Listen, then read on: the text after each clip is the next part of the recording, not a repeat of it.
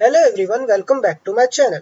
तो आज हम लोग फिर से लेके आ गए हैं क्लास 10th का करंट लगाने वाला चैप्टर इलेक्ट्रिसिटी। आज हम लोग पार्ट 2 लेके आए हैं resistance of a system of resistors वाले टॉपिक का, राइट। पार्ट 1 में हमने सीरीज कॉम्बिनेशन के बारे में पढ़ा था और आज पार्ट 2 में हम लोग पैरेलल कॉम्बिनेशन के बारे में पढ़ेंगे और पैरेलल के क्या एडवांटेजेस होते हैं सीरीज के ऊपर और पैरेलल को क्यों प्रीफर किया जाता है ज्यादा यूज करना, इसके बारे में भी हम लोग पढ़ेंगे। तो इस टॉपिक को स्टार्ट करने से पहले मैं आपसे कहना चाहूंगा कि अगर आप लोग मेरे चैनल पे नए हैं और अगर चैनल को अभी तक सब्सक्राइब नहीं किया है तो प्लीज चैनल को सब्सक्राइब कर दीजिए और बेल आइकन दबा दीजिए, ओके। इससे जब भी मैं कोई नई वीडियो डालूंगा तो आपको उसका नोटिफिकेशन मिलता रहेगा। तो चलिए शुरू करते हैं। देखो, हम लोगों ने लास्ट वीडियो में क्या जाना था कि रजिस्टर्स का जो कॉम्बिनेशन बनता है वो दो तरीके से बनता है। जिसमें पहला क्या होता है हमारा सीरीज कॉम्बिनेशन, राइट। सीरीज यानी कि ये एक ब्रांच जा रही है जिसमें इलेक्ट्रिक करंट जा रहा है और यहाँ हमने रजिस्टर जोड़ा है, तो अगर हमें कोई दूसरा रजिस्टर जोड़ना है तो हम सेम ब्रांच में जोड़ देते हैं, राइट। और तीसरा रजिस्टर आता है तो उसको भी उसी ब्रांच में। इसी तरीके से n नंबर ऑफ रजिस्टर्स को हम लोग इसी ब्रांच में जोड़ते जाते हैं, यानी कि सेम लाइन में जो हमारा जुड़ता है उसको हम लोग सीरीज कॉम्बिनेशन बोलेंगे। पैरेलल में क्या किया जाता है, अगर ये हमारा इलेक्ट्रिक कनेक्शन जा रहा है एक सर्किट का और यहाँ पे रजिस्टर जोड़ा है, अगर हमें कोई नया रजिस्टर जोड़ना है इस सर्किट में तो हम उसके लिए नया ब्रांच निकालते हैं। ठीक है, सेम लाइन में नहीं जोड़ते, हम उसको एक बिल्कुल ही नया कनेक्शन दे देते हैं उस सर्किट से निकाल के। इसी तरीके से n नंबर ऑफ कनेक्शन बनाए जाएंगे n नंबर ऑफ सर्किट्स के लिए। तो अब हम लोग इसको डिटेल में समझते हैं, ओके। तो देखो, पहले हम लोग सर्किट डायग्राम बना लेते हैं पैरेलल के लिए। तो हमने देखी वायर लिया, मान लीजिए यहाँ से हमने स्टार्टिंग की, तो हर बार की तरह हम लोग पहले क्या जोड़ेंगे, एक बैटरी जोड़ी हमने। बैटरी क्या होता है हमारा, group of cells, right. Group of cells हो गया ना। उसके बाद अब हम लोग एक रजिस्टर जोड़ लेते हैं, मान लेगा R1 हमारा पहला रजिस्टर है ये क्या हो गया हमारा R1। और करंट को मेजर करने के लिए हम लोग क्या डिवाइस यूज करते हैं, एमीटर। तो हमने यहाँ पे एमीटर जोड़ लिया, तो हमारा एक बेसिक स्ट्रक्चर रेडी हो गया, बेसिक सर्किट रेडी हो गया। अब हमें पैरेलल के लिए क्या चाहिए, और मल्टीपल रजिस्टर्स चाहिए। पैरेलल में क्या होता है, सीरीज एक लाइन में नहीं होता, उसके लिए अलग से कनेक्शन बनाया जाता है। तो मान लीजिए x और y दो पॉइंट है, ये x और y, ठीक है। यहाँ से हमने जो नया रजिस्टर आया उसके लिए हमने एक नई ब्रांच निकाल दी, नया कनेक्शन दे दिया और इस सर्किट से एक नया कनेक्शन निकाल के R2 को कनेक्ट कर दिया हमने, ठीक है। और तीसरा रजिस्टर भी हम लोग यहाँ से एक तीसरी ब्रांच निकालते हैं और R3 को कनेक्ट कर देते हैं, ठीक है। तो हमने तीन रजिस्टर्स को कनेक्ट कर दिया इस सर्किट में, पर दो दो जो डिफरेंट रजिस्टर्स आए उनके लिए हमने दो डिफरेंट ब्रांचेस निकाल दी, राइट। अब वोल्ट मीटर हम लोग किस लिए यूज करते हैं, पोटेंशियल डिफरेंस मेजर करने के लिए। तो हम लोग वोल्ट मीटर भी लगा देते हैं एक्स और वाई के बीच में, हमें पोटेंशियल डिफरेंस मेजर करना है इन दो पॉइंट के बीच में, ओके। अब देखो, सीरीज और पैरेलल में डिफरेंस हम कैसे देखते हैं। एक छोटा सा मैं आपको सर्किट डायग्राम दिखा देता हूँ सीरीज का।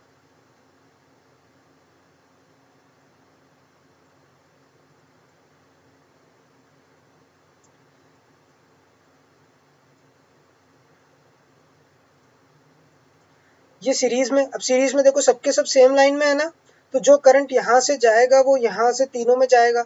अगर ये खराब होता है तो करंट इसका आगे नहीं जाएगा, राइट। और यहाँ पर क्या होता है, जो हमारा करंट फ्लो होता है इस डायरेक्शन में, करंट किस डायरेक्शन में, इस डायरेक्शन में, अपोजिट ऑफ इलेक्ट्रॉन्स। इलेक्ट्रॉन्स कैसे, इस डायरेक्शन में। तो यहाँ पर जब करंट जाएगा तो करंट का कुछ हिस्सा यहाँ जाएगा, कुछ हिस्सा यहाँ जाएगा, कुछ हिस्सा यहाँ जाएगा, यानी करंट को तीन हिस्सों में बांट दिया जाएगा, राइट। तो अब अगर R1 खराब भी होता है तो R2 और R3 में तो करंट जा ही रहा है, तो यानी को इसका फ्लो नहीं रुकेगा। यहाँ पर क्या था, ये खराब होता है तो ये दोनों भी काम करने बंद कर जाएंगे, इसमें ऐसा नहीं होगा।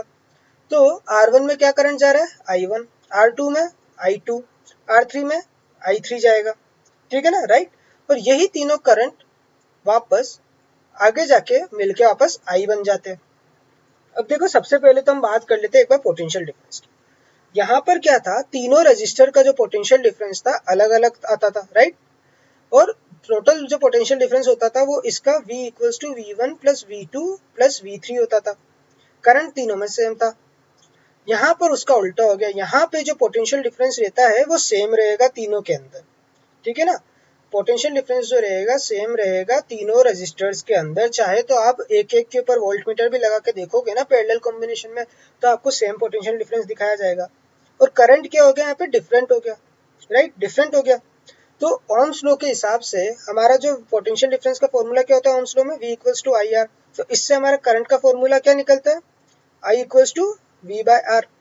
तो हमारा क्या हो गया फॉर्मूला करंट का, I इक्वल्स टू V/R। अब I1 I2 और I3 को मैंने क्या बताया, यही I1 I2 I3 यहाँ पर जाके वापस I बन रहा है, यानी कि क्या हो गया आपका I जो आपका टोटल करंट है वो किसके इक्वल होगा, sum of separate currents in each register, यानी कि I equals to I1 plus I2 plus I3।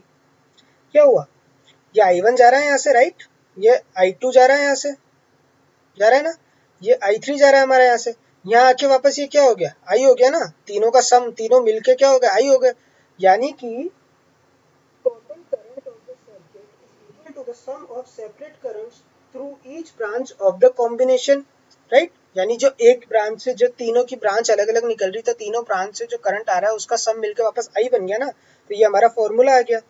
अब करंट का फॉर्मूला क्या होता है हमारा, वी आर, ठीक है, V बाय आर। तो I1 क्या हो जाएगा हमारा, इसमें फर्स्ट रजिस्टर में हमारा करंट क्या हो जाएगा, I1 equals to V by R1। I2 क्या हो जाएगा, V बाय R2। I3 क्या हो जाएगा हमारा, V बाय R3, राइट, ये हो गया। अब हमारा क्या आया था equation, I equals to I1 plus I2 plus I3, तो हम लोग इसमें इनकी वैल्यूज रख देंगे, राइट, हर बार की तरह जैसे हमने पिछली वीडियो में किया था। तो V बाय R I हो गया, V by R1 plus V by R2 plus V by R3, क्या हो गया, V by R equals to V common हो गया, 1 by R1 plus 1 by R2 plus 1 by R3, V से V cut गया, क्या हो गया, 1 by R equals to 1 by R plus 1 by R, sorry 1 by R1 plus 1 by R2 plus 1 by R3, हो गया ना। इसका क्या मतलब निकला हमारा,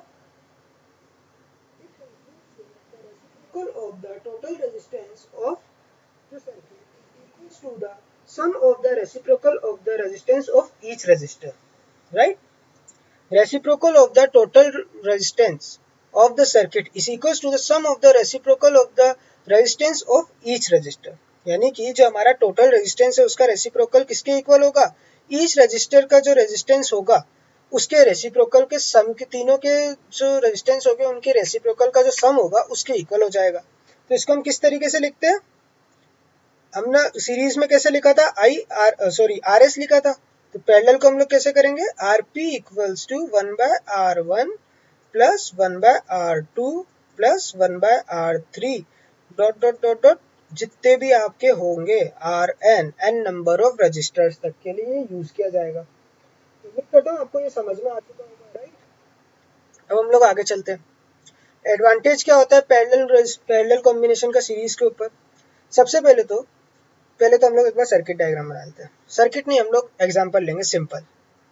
मान लो आपने बल्ब लिया, बल्ब है आपका, राइट, फिर उसी में आपने फैन को जोड़ दिया, ये फैन, उसी में आपने आगे ट्यूबलाइट को जोड़ दिया। करंट क्या से जा रहा है, यू जा रहा है, तीनों में इसी ब्रांच पे जा रहा है, right. If any resistor is broken then current will not go to other resistors also, right.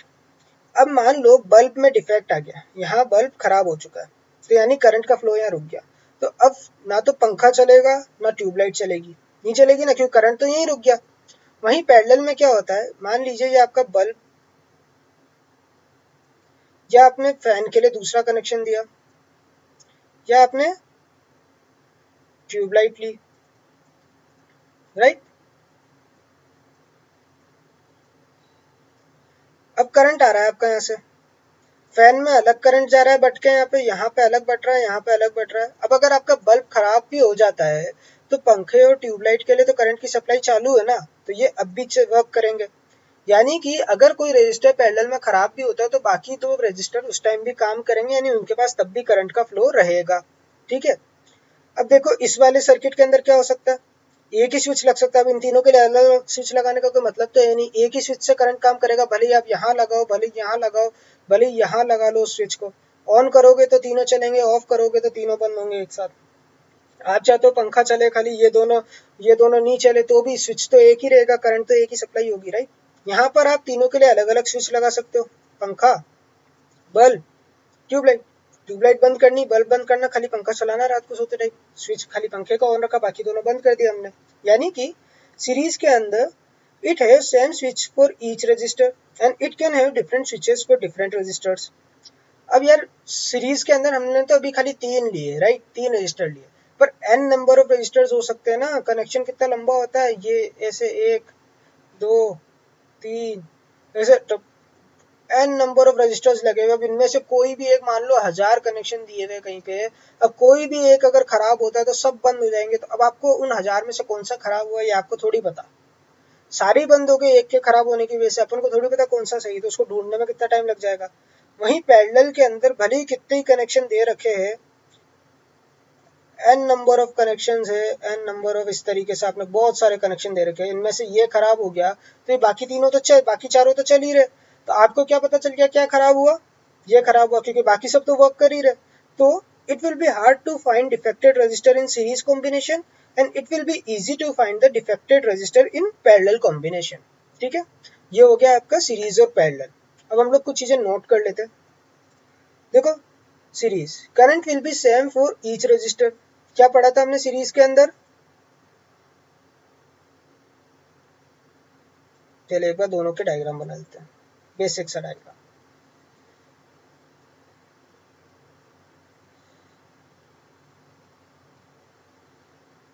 ठीक है, ये सीरीज वाली ब्रांच होगी आपकी, ये पैरेलल वाली ब्रांच होगी।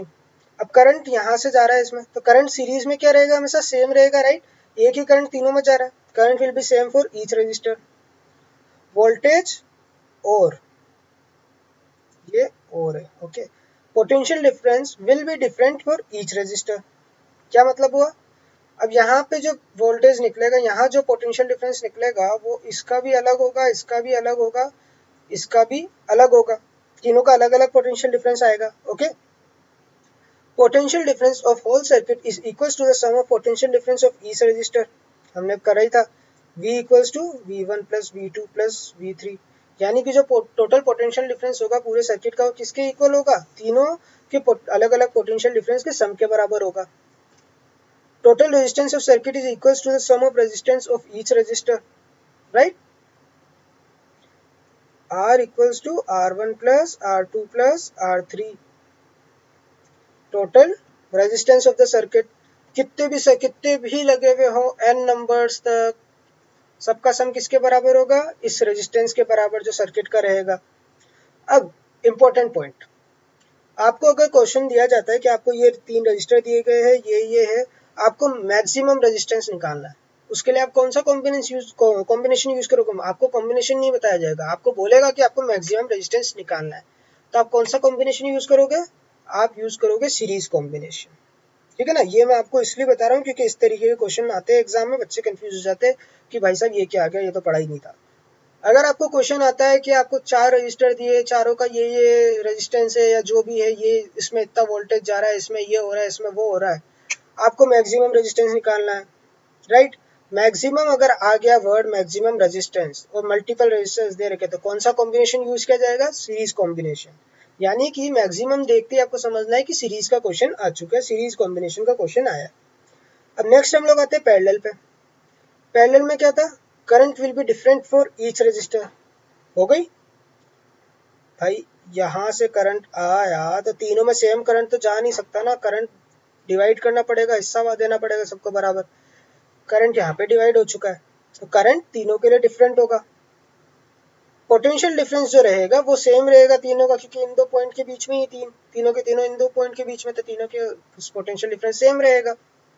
ठीक है, अब total current of the circuit is equal to the sum of current passing through separate branch of circuit, यानी कि जो टोटल करंट है इस सर्किट में वो किसके बराबर हो गया, I1 यहाँ जा रहा है, I2 यहाँ जा रहा है, I3 यहाँ जा रहा है, तो I1 यहाँ से, I2 यहाँ से, I3 यहाँ जाके वापस क्या बन रहा है, I बन रहा है ना, क्या हो गया, I1 plus I2 plus I3। Next, reciprocal of the total resistance of the circuit is equal to the sum of reciprocal of resistance of each resistor, यानी कि 1/R जो रेसिप्रोकल है हमारे रेजिस्टेंस, जो रेजिस्टेंस निकला है पैरेलल के अंदर, तो टोटल सर्किट का जो रेजिस्टेंस का रेसिप्रोकल होगा वो किसके इक्वल होगा, ईच रजिस्टर के ऊपर जो रेजिस्टेंस है उनके रेसिप्रोकल के सम के बराबर। ये हमने पढ़ा था, ये हमारा निकला था। ठीक है, अब इसके अंदर भी आ जाते हैं। सीरीज आपके लिए किस लिए यूज हो रहा था? मैक्सिमम रेजिस्टेंस फाइंड आउट करने के लिए। तो फिर पैरेलल किस लिए यूज होगा? Minimum resistance. यानी कि अगर आपका क्वेश्चन आ जाता है कि ये मल्टीपल रजिस्टर है, ये फला फला है, आपको मिनिमम रेजिस्टेंस निकालना है, तो आप कौन सा कॉम्बिनेशन यूज करोगे? डायरेक्ट कौन सा फॉर्मूला यूज करोगे? मैक्सिमम। ये उम्मीद करता हूँ आपको ये टॉपिक अच्छे से समझ आ गए होंगे। इनके क्वेश्चंस हम लोग नेक्स्ट वीडियोस में इनके कुछ न्यूमेरिकल्स भी देखेंगे, ओम्स लॉ के भी कुछ न्यूमेरिकल देखेंगे हम उसी वीडियो में। नेक्स्ट वीडियो में हम खाली न्यूमेरिकल्स ही देखेंगे, अलग अलग टॉपिक जब तक हमने पढ़े उनके बारे में कुछ न्यूमेरिकल्स देख लेंगे। Thank you very much.